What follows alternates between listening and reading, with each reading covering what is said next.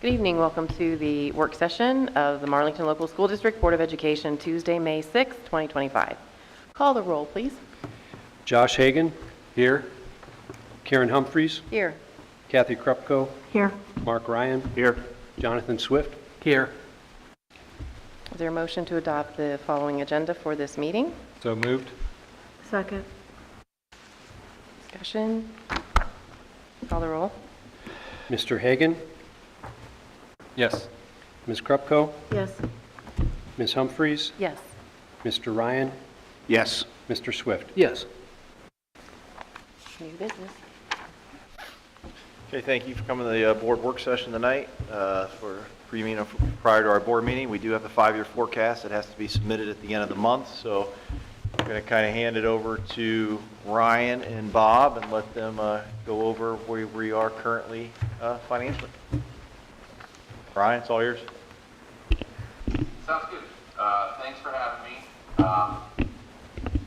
We have a forecast prepared for you. This is an interesting time of the year.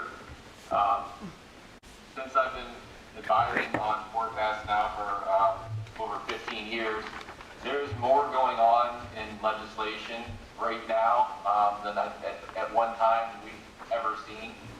So we're going to take you through a couple of assumptions we're making in this forecast. They are just that, assumptions. Right now, you have the governor has proposed a funding bill for schools, for state funding. In addition, the House has proposed a very different funding proposal for schools. It is going through the Senate. There's testimony going on right now. We've not seen what their proposal is going to be. And then it'll go to conference committee, and then hopefully by June, we will know what the actual law is, which could or could not change your forecast. In addition, there's a number of property value, property tax, property revenue pieces of legislation that are proposed in both the House and the Senate. Most notably, there's House Bill 198, I believe, Senate Bill 66, that could impact how when your reappraisals are done in future years, how those impact your school district in relation to the 20 bill floor. Are there any caps on growth from the revenue gains from the 20 bill floor? What is included in the 20 bill floor, which wouldn't necessarily affect you guys? How much capital from year to year? So there's a lot going on right now. We're not sure where it's all going to flush out, but we have everything up to date right now. 2025, you will notice in this brief summary of the forecast, it is showing that you are going to have $29 million in revenue and $29.9 million in expenses, and that you'll deficit spend by $882,000. That is more than we had projected in the November forecast, but it's not what it appears, I would say. There are two things. Number one, the district is going to have a significant number of retirements. And as a result, you're going to experience the salary savings next year from those, but you are transferring money from the general fund into a severance fund this year to cover the severance you're going to pay to the employees that are leaving at the end of the year. So that was not expected at the beginning of the year. Like I said, the salary savings are built in next year. I'll be able to show that here in a second. So that's about $350,000 of the variance we have here. You've got your settlement for the long-awaited public facility settlement of the pipeline has been collected. And so you have more money being transferred. So it's not that you're spending more, you're just moving money more, so there's a little bit more money than anticipated from the general fund based off that settlement into your capital improvements fund. And then in addition, your salaries were slightly off. Salaries, all your regular salaries, meaning your custodians, your teachers, your admin, came in almost exactly where the district thought they would in the forecast in November. The biggest variance you have right now is you had some one-time stipends that's going to be reimbursed by the state at some point. When you submit that, that is part of the reason why you were over in salaries, and then also your supplementals are up a little bit. But overall, salaries did come in close as a total. And then the final piece is because you got that large public utility settlement, the county auditor collects what's called a DRETAC fee, which is a delinquency fee, and so you were charged just under $40,000 to collect that, and so that's part of other expenses. So those things there, majority of it, additional transfers. If you take out the additional transfers, you are off just over $100,000 on expenses, which on almost 30 million is extremely close. And at the same time, your revenue came in pretty close if we look at the comparisons. Comparing this to November, you can see there was some movement of where your unrestricted versus restricted got posted, and then some of the expenses that you charge off as revenue when it comes to our state foundation. You're off a little bit of revenue here. Majority of this 114, you were down a little bit in tuition, but the majority of that's going to be that 40,000 additional cost. I'm sorry, this is other revenue. This was, you were down on some tuition revenue, and then your interest income actually came in below anticipated. And then you can see you're actually up in 445,000 in property taxes, and you stay up in property taxes pretty much compared to the November forecast, the length of this forecast. So the good news, in total, your revenue compared to the November forecast is up each year, mainly due to the increase in property taxes, and you're getting a little bit less down here anticipated because you had less money coming in tuition and interest income, so we continue that through.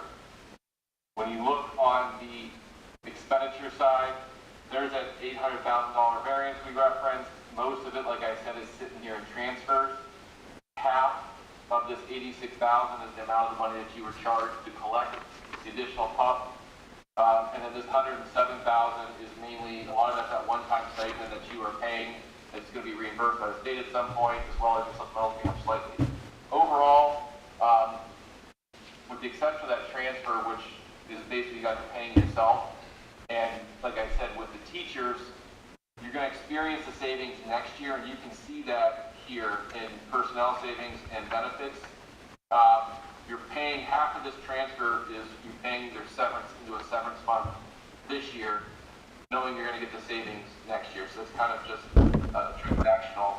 The district has continued to cut in this forecast through a budget reduction plan, and you can see it impacted by not replacing all the positions that will be retiring or leaving the district at the end of this year.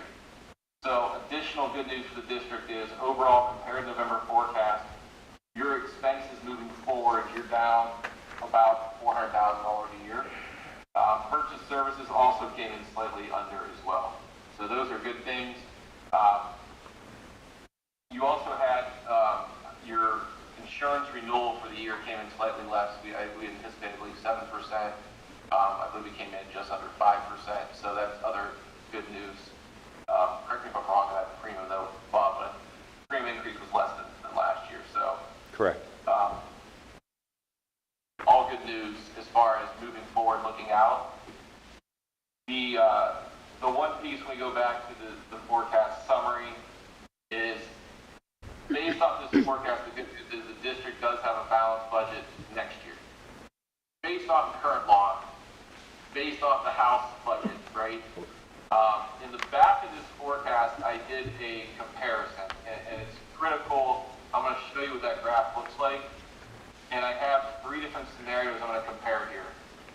So the state funding estimates moving forward, just to be clear, are based off the House proposal at this point, because it was the last one released. The governors, which would be this one in blue, if that was to go into law, would result in revenue for the district because there is a cut to the guarantee. You are a guaranteed district, which means you get this. You're guaranteed the same amount of revenue that you collected in 2020 and 2021. Under the governor's plan, there's a 5% reduction in that guarantee for 2026 and a 10% in 2027. Under the House proposal, there is, in the House proposal will be the proposed one, which is this one here in red. Under the House proposal, there's a 2025 guarantee that's put into place. They basically are superseding any laws the governor had. They maintain the governor's budget proposal in the House proposal, but it's superseded by what's called a 2025 guarantee, and they're providing a little bit less funding to each district based on the number of students that you have. The issue is once you get past 2027, if the House budget was to go into place, there's two different things that their budget proposal says. Number one is that it's the 2025 guarantee sunsets, and so then you go back into the governor's 10% reduction on the guarantee picks up in 28 and 29. But it also says that there will be a completely new funding formula in 28. So whether or not that happens, whether or not the House version becomes law, whether the Senate comes up with a different version, when they go to conference committee, they all have to agree on something. We'll see. But you can see here right now, we are going with the House version and assuming that they're just going to maintain that 25 guarantee in 28 and 29. If they were not to maintain that guarantee, then you'd have slightly less revenue here in yellow if they were to start to reduce that. So Ryan, I have a question. How hard is it to do this forecast not knowing what the actual revenue is going to be? I mean, we're just throwing balls up in the air and making this stuff up. I mean, how hard is it?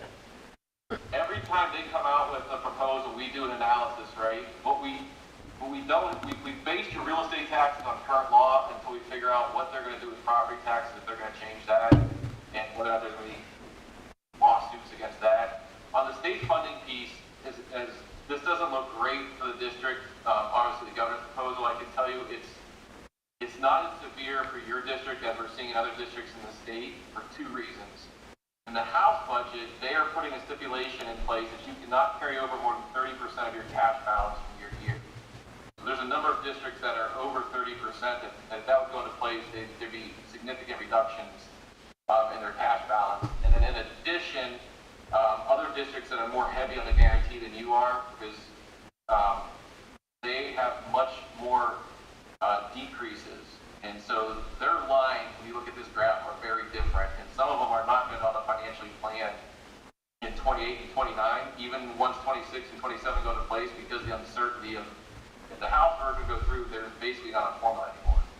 If the governor's version goes through, the funding formula is based off of how much does it cost to educate a student, based off the calculations they have, and then how much should the state pick up and how much should the local economy pick up. Well, the governor's version does not increase base costs, so when you don't increase base costs, the local share continues to increase for districts that are on the formula, while the state share goes down. The only time the state share goes up, typically, is when base costs are increasing.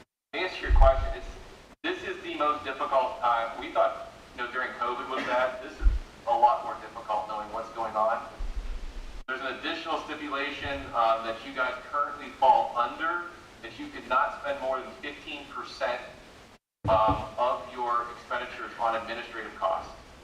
And so there's not been a lot of information released what they're defining as administrative costs. As an example, when your taxes are collected, the county auditor charges you just like they charge you to collect for your pipeline at $40,000. That's not something you can control, and in smaller districts, that's a bigger chunk of cost that gets charged to an administrative code. We're not sure if that's going to be included or not.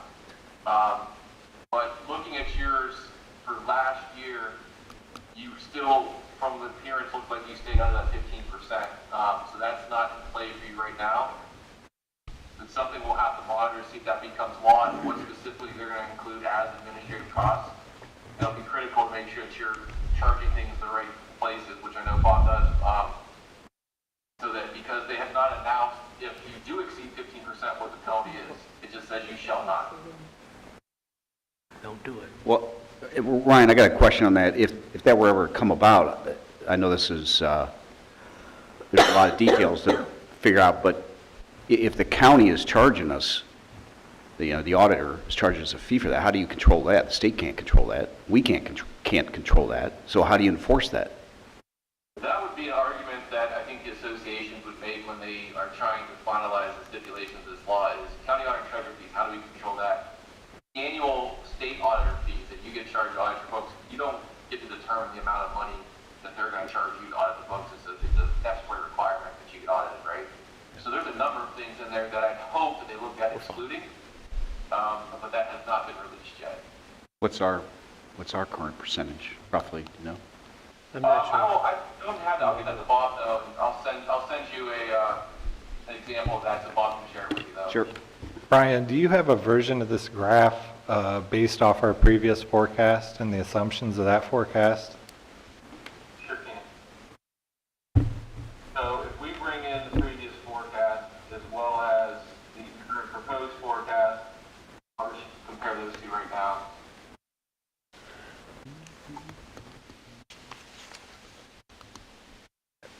This forecast is better than our previous forecast.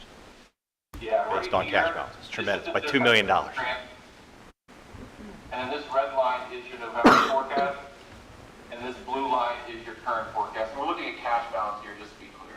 Yeah. Yeah.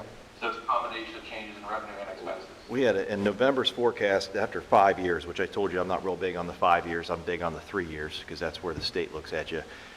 But in the November, we had a cash balance after 5 years left of $120,000. In this current forecast, the way things are shaping out, we'll have a $2 million surplus still after 5 years. What changed? So a couple of things that changed, the reduction in assumptions. staffing. If we go back to, I'll go back to this inside one scenario here, and I'll point out each area that changed. On the revenue side, collecting more revenue, tax revenue based off your values, and that settlement coming in. So this is the overall change in property values. This is the overall change in total revenue up here. So collecting a little bit less down here in other revenue, more in property taxes, over time about the same in state funding. It varies a little bit. And when you say collecting more in property taxes, that's because the valuations have gone up, not because of anything we've done as a board, correct? Absolutely. So we had an estimate of where we thought the valuations were going to come in, and then when they were certified in December and January, the district got the actual values, we knew specifically what they were, so that generated additional revenue. And that's what you're seeing. You get a portion of it here, and then it continues moving forward. On the expense side, the vast majority is the savings from the budget reduction plan for the staff that is retiring or leaving the district, not replacing them with those positions. This is the savings in comparison to the November forecast. So those two coupled together is what made the difference in cash balance going from $120,000 by the end of the 5 years to $2.1 million.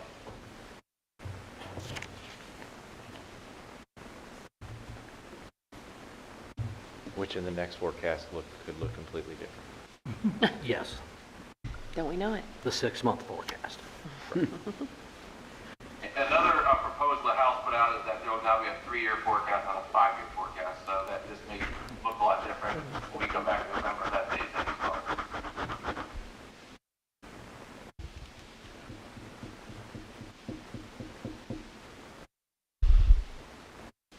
Overall, as we look at where the district sits financially based off this snapshot in time, assuming that the House budget goes in, you are having an operating surplus right now in 2026, and then you start deficit spending in 2027, and that deficit spending would grow. And essentially, there's no sign that you're going to get additional money from the state. And so you've gone through that big reappraisal in the county, and so you won't go get through that again for 3 years. And like I said, depending on what legislation looks like 3 years from now and what the economy looks like, will depend on, we have about a 10% increase, I believe, here in values, opposed to the much larger increase you got before 3 years from now. But there's a chance that if some of this legislation goes through, you might not get the same financial benefit of a 10% increase in values that you would have under current law if this law changes. We won't know until the law. There's so many different legislations out there on property taxes. We won't know until they decide on what they're doing.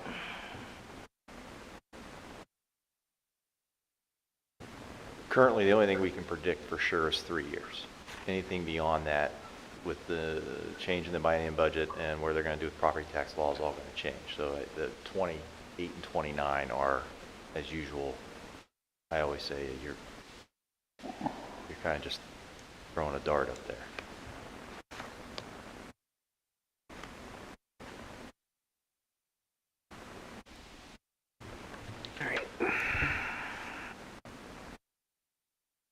good news is I've worked with the district, I think since 2020. I was looking back, and I've said this over the last couple times I've presented. The district has continued to right the ship, which is a good thing. I can remember 5 years ago or so meeting with the district, and it was a rather bleak outlook. When we were looking not at this line here, which is your operating surplus or deficit, during that time, this line, you guys are looking at some negative cash balances. But I think the positive thing is that you continue to sustain, and as you move forward, you have the ability and time to plan based off everything we know today, which I don't see any major changes, but you never know with legislation, but that's going to significantly affect you like it is some districts. But the district continues to be in a position to adjust and plan, and you're not in a state of distress like you were a couple of years ago, where 27, 28, you had negative cash balances, not just deficit spending. So I think it's a positive for the district.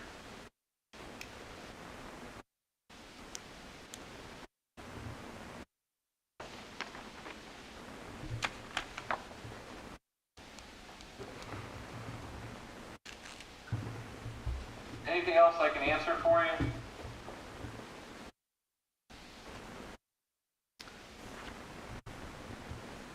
Hey, Ryan, we gave to the board, or Bob did, one of the drafts that you must have had Bob originally add, even up through maybe this morning, had on year 26 an ending balance of positive $5,413, and it's a little different on your current adjustment, and same with 27, 28, 29. Was that just an error on a draft? So the one you're looking at, if you look, the reason I showed this one here is because it pushes the renewal levy up here, so you can kind of see everything. And are you deficit spending, including the renewal levies? Oh, I see your 5,000. Actual forecast. Yeah. This is going to be It's just that 1-0. 5,412 It's just here. in different order. But that's because the emergency levy is down here. Okay, I appreciate it. Sorry, that was just my oversight when I looked, and there was a question brought up.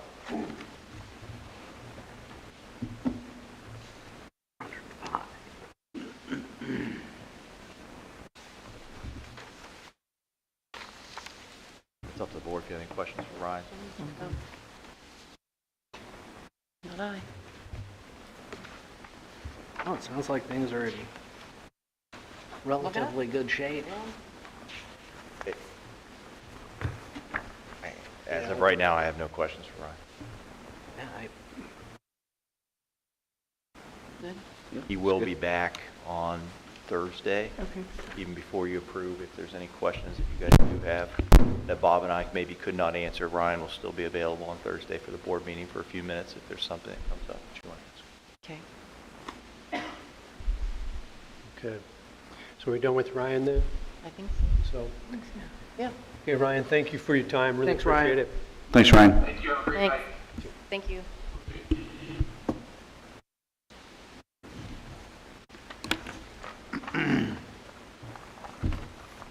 Okay.